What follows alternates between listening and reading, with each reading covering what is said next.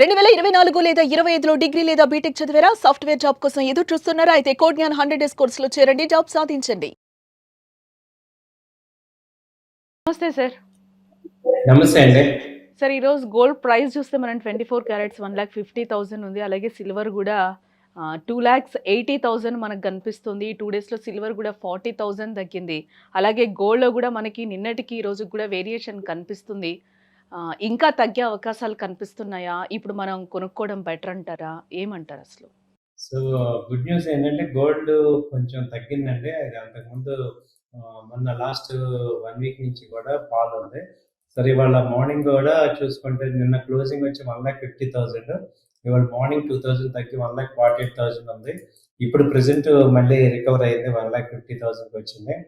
So, gold ఇంటర్నేషనల్‌గా చూసుకుంటే నిన్న morning $4,800 దగ్గర ఉంది. ఇప్పుడు $4,900 దగ్గరలో ఉంది. $100 రికవర్ అయింది.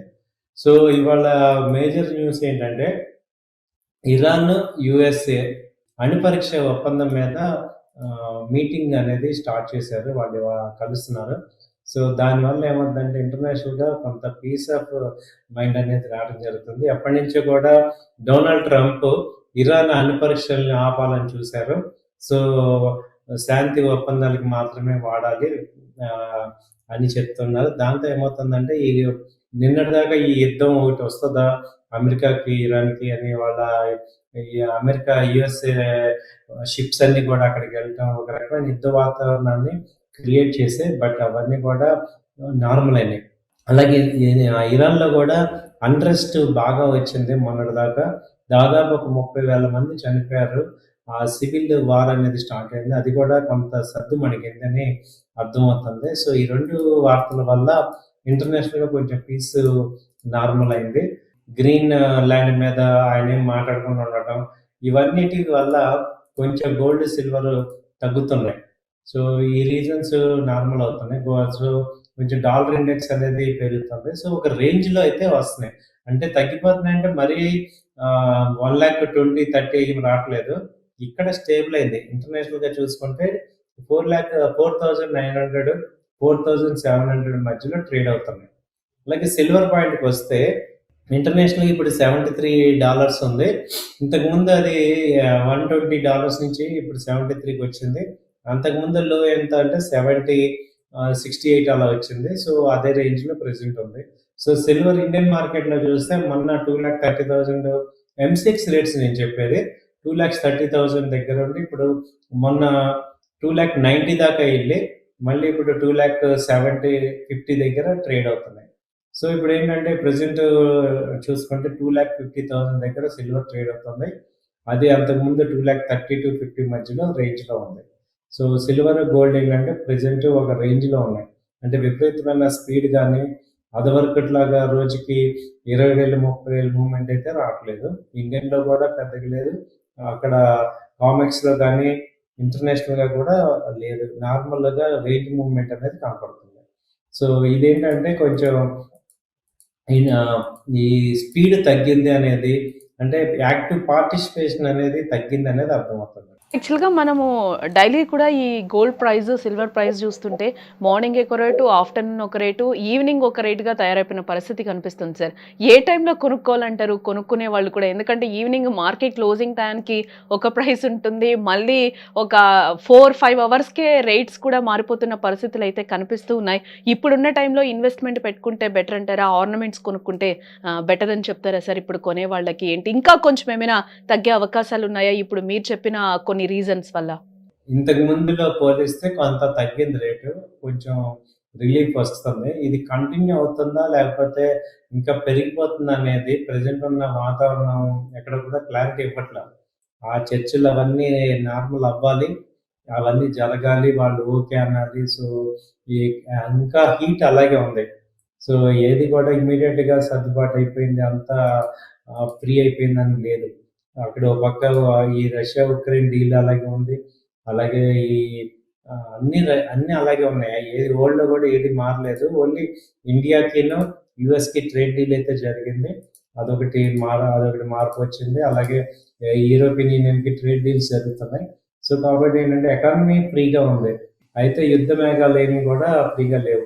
డాలర్‌ని కూడా ఎవరు నమ్మట్లా. సెంట్రల్ బ్యాంక్స్ ఇవాళ కూడా రెపో రేట్ అన్‌చేంజ్డ్ చేశారు. సో, వీటన్నిటిని బట్టి ఏంటంటే కొంచెం కొద్ది కాలం ఈ రేటు మెయింటైన్ అవుతది. సో, ఓవరాల్‌గా గ్రాడ్యుయల్‌గా తగ్గే ఛాన్సెస్ ఉంది. ఇమ్మీడియేట్‌గా తగ్గదు గానీ, గ్రాడ్యుయల్‌గా తగ్గే ఛాన్స్ ఉంది. ఇంకోటి మనకు అర్థమవుతుంది ఏంటంటే, ట్రంప్ ఇంకా ఎక్కువ నెగెటివ్ మాట్లాడే ఛాన్స్ తగ్గిపోతది. సో, ఇంకా ఆయన కూడా నార్మల్‌గా, పీస్‌ఫుల్‌గా అయ్యే ఛాన్సెస్ ఎక్కువున్నాయి. ఇంకా ఆయన అన్నిట్లో పెట్టేసాడు కాబట్టి, ఇప్పుడు ఆయన ఇంకా ఇంకా వరస్ట్ చేయడానికి ఏం లేదు.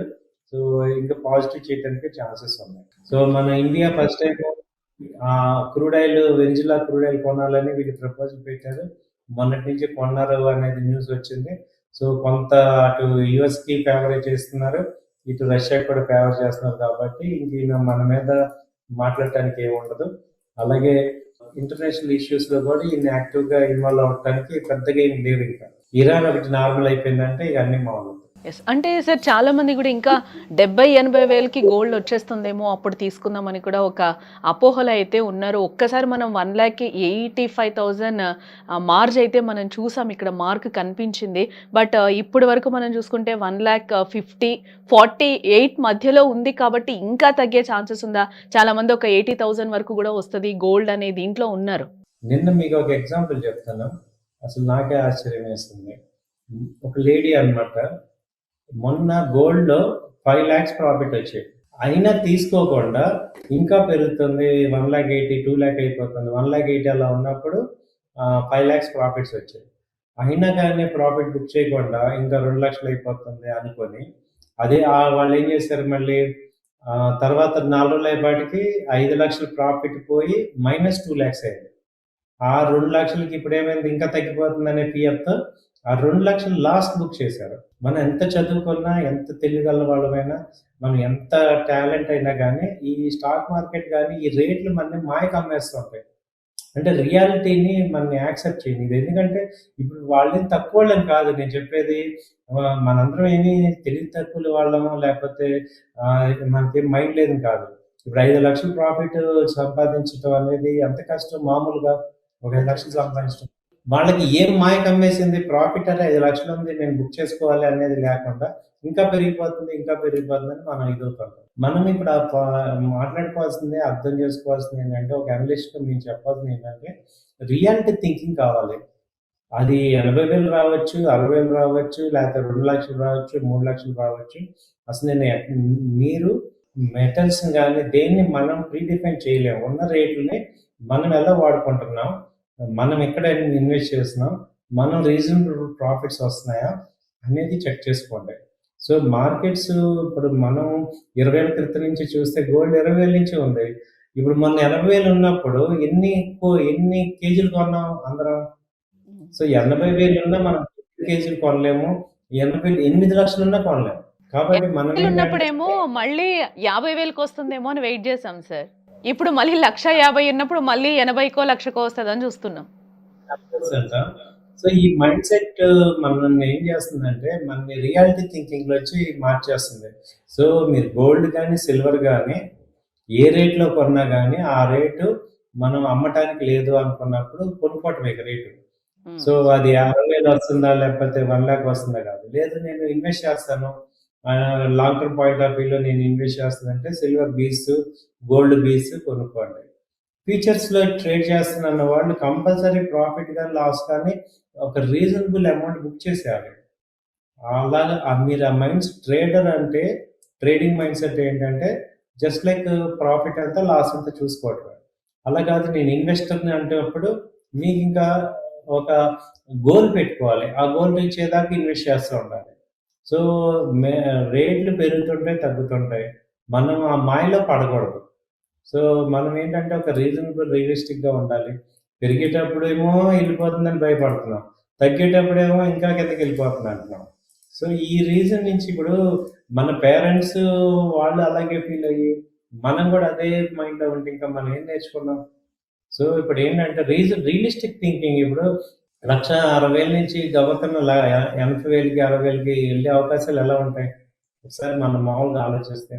పెరిగేది గానీ ఏదైనా గానీ ఇప్పుడు మన శాలరీలు ఉన్నాయి. ఎంతో కష్టపడి 1,00,000 తెచ్చుకున్న శాలరీ మీకు 50,000 ఇచ్చేస్తాము అనగానే మనం ఎలా ఒప్పుకుంటాం? అలాగే మైనింగ్ కాస్ట్ ఉంటుంది కదా! గోల్డ్‌కి ఒక మైనింగ్ కాస్ట్ ఉంటది, ట్రాన్స్‌పోర్ట్ కాస్ట్ ఉంటది, వరల్డ్ బ్యాంక్స్ అన్ని ఉంటున్నాయి. సో, వాళ్ళెవరు కూడా గోల్డ్‌ని డౌన్ చేయలేరు. రేట్ డౌన్ అయిందంటే అక్కడ ఇంటర్నేషనల్‌గా కరెన్సీలన్నీ ఎఫెక్ట్ అవుతాయి చాలా. కాబట్టి ఏదన్నా వచ్చినా 1,20,000, 1,30,000 అదే రావటానికి ఇప్పుడు మేము వారం రోజులు చెప్పిన 1,20,000 వస్తదని ఇంకెక్కడ కనపట్ల. $5,000 ఇంటర్నేషనల్‌గా ఇప్పుడేంటి 80,000 రావాలంటే $3,000 రావాలి ఇంటర్నేషనల్‌గా. సో, చాలా పాసిబిలిటీ చాలా తక్కువుంది. కాబట్టి ఏంటంటే మనకిప్పుడు ఉన్న దానిలో మీకేమైనా మనీ ఉంటే కొంత యాడ్ చేసుకోవడం బెటర్. అంటే డీసెంట్‌గా మనం థింక్ చేయాలి. సిట్యుయేషన్‌లో కొనుక్కోవడమే బెటర్ అంటారు. అంటే ఎలాంటి ఫ్లక్చుయేషన్స్ వస్తాయో తెలీదు కాబట్టి ఆ టైంలో ఆ రేట్‌కి ఎంతో కొంత తీసుకోవడం బెటర్. డైలీ మేమిచ్చే వీడియోలో ఏంటంటే రేట్స్ మీకు అప్డేట్ చేస్తుంటాము. ఏం జరుగుతుంది గోల్డ్, సిల్వర్ మార్కెట్‌లో, ఇంటర్నేషనల్ న్యూస్‌లో ఏం జరుగుతున్నాయి. ఇదొక ట్రాక్ లాగా మీకు ఒక ఈ వీడియో వింటూ ఉంటే ఏంటంటే ఏం జరుగుతున్నాయి. సో, ఎక్కడి వరకు రావచ్చు, ఏంటి అనేది చూసుకోవచ్చు. మేజర్ వచ్చినప్పుడు అవిటు మీకు వింటారు కాబట్టి అక్కడ యాక్షన్ తీసుకోవచ్చు. అంటే ఇప్పుడు నేను ఒక 1,00,000 కొనుక్కోవాలనుకోండి. ఇప్పుడేమన్నా ఒక 30,000 పెట్టి ఇక్కడ కొనుక్కోండి. ఒక 60,000 పక్కన పెట్టేయండి. ఒక 70,000 మళ్ళీ డౌన్ అయినప్పుడు మళ్ళీ యాడ్ చేస్తాం. అసలు ర్యాలీలో పార్టిసిపేట్ చేయాలి కదా! సో, అంతేగాని అసలు పార్టిసిపేట్ చేయకుండా కూర్చుంటే ఎలా? అంటే మీరు సిల్వర్, గోల్డ్ అనేది మళ్ళీ ఏమవుతుంది ఏదైనా అన్‌సర్టెనిటీ రాగానే మళ్ళీ పెరిగిపోతాయి.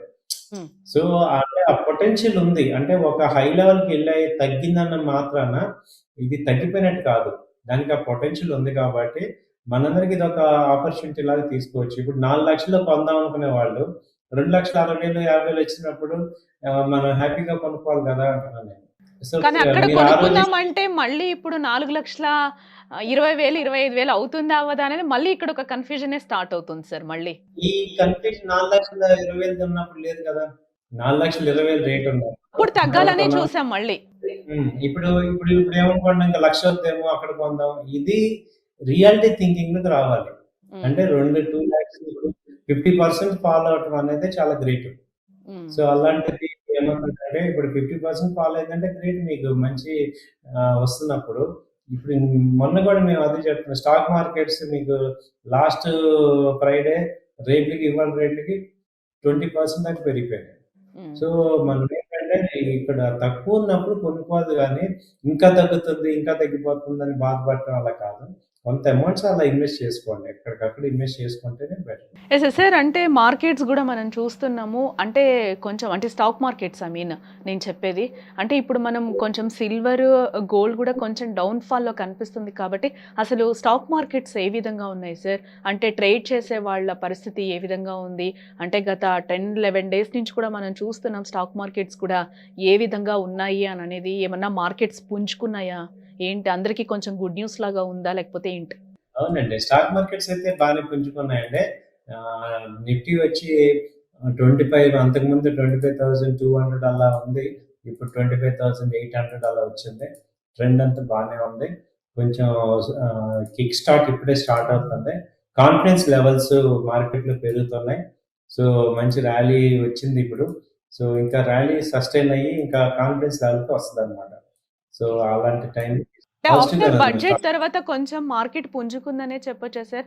ఆ రోజు బడ్జెట్ రోజు చూసాం. బిఫోర్ గూడా మనం మార్కెట్స్ ఏ విధంగా ఉన్నాయో మనం చూసాం. బట్ అప్పటికి ఇప్పటికి కూడా ఏమైనా వేరియేషన్ కనిపిస్తుందా స్టాక్ మార్కెట్స్‌లో? చాలా వేరియేషన్ ఉందండి. బడ్జెట్ తర్వాత ఈ యూఎస్ ట్రేడ్ డీల్ జరగటం వల్ల చాలా బావుంది. సో, ఈ మెయిన్ బడ్జెట్ కన్నా యూఎస్ ట్రేడ్ డీల్ జరగటం అనేది మంచి ట్రిగ్గర్ వచ్చింది. సో, అదేమో ర్యాలీ నిలబడుతుంది. బానే కంపెనీస్ అన్నీ కూడా. ఈ మధ్యలో మొన్న ఐటీ కంపెనీస్ మీద ఏఐ ఐటీని రిప్లేస్ చేస్తుందని ఒక న్యూస్ వల్ల కొంచెం డౌన్ అయినాయి. సో, అదొక సెక్టర్ వైస్‌గా కాబట్టి కొంత అది ఇంపాక్ట్ అవుతుంది గానీ మిగతా ఐటీ కాకుండా మిగతా అన్ని కూడా మంచి గ్రోత్ అయితే కనపడుతుంది. బ్యాంకింగ్ గానీ, రియాల్టీ గానీ, ఆటోమొబైల్స్ ఈ సెక్టర్స్ అన్నీ బాగా పెరుగుతున్నాయి. అలాగే ఈ ఆహ్, రైల్ కంపెనీస్, అలాగే డిఫెన్స్ సెక్టర్స్ ఇవన్నీ కూడా పుంజుకోవడానికి ఛాన్సెస్ కనపడుతున్నాయి. సో, ట్రెండ్ పాజిటివ్‌గానే ఉంది. Right sir. Thank you so much.